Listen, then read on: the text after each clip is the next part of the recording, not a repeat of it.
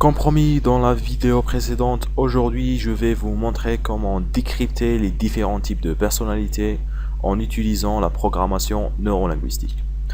En regardant cette vidéo, vous allez apprendre comment identifier votre propre type de personnalité grâce à un petit test très amusant, mais aussi comment décrypter la personnalité des personnes de votre entourage instantanément et très facilement en analysant par exemple leur voix, leur posture ou même leur respiration. Alors tout d'abord, une petite explication s'impose.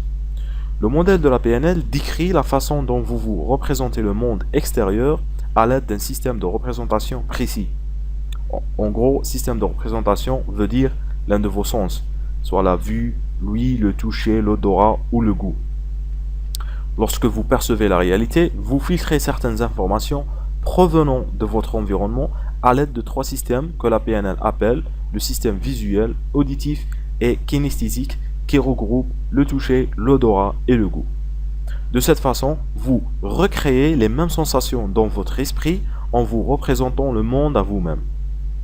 Et il se trouve que chaque personne a un système de représentation préféré qu'il utilise plus souvent que les autres, donc soit le système visuel, auditif ou kinesthésique. C'est pour cela que certains de nos sens sont plus développés et plus sensibles au monde extérieur que les autres, de sorte que l'un de nos systèmes de représentation sera mieux développé.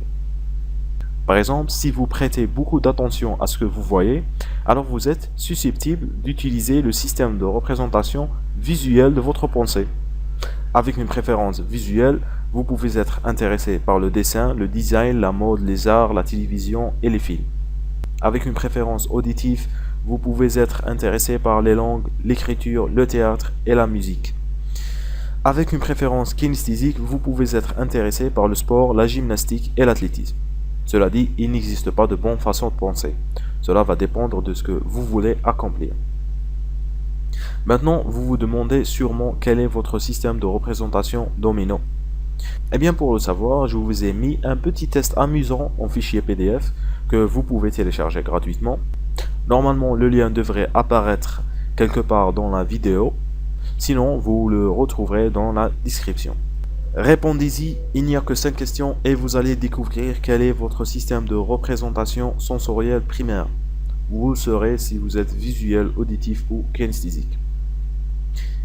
Il existe aussi une façon d'identifier le système de représentation des gens directement en faisant attention à certaines choses comme leur façon de se tenir, leur respiration, leur voix, leur façon de communiquer, voire même leur regard. Je ne vais pas trop m'attarder sur ça puisque je vous ai tout mis dans un tableau récapitulatif dans lequel vous trouverez toutes les explications en détail. Et normalement, le lien devrait apparaître dans la vidéo.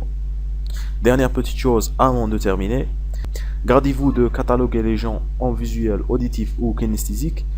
Il s'agit là d'une généralisation grossière, parler de préférence ou de comportement et non d'identité. Voilà, on est arrivé à la fin de cette nouvelle vidéo. Comme toujours, laissez-moi vos avis et commentaires et on se retrouve très prochainement pour une nouvelle vidéo.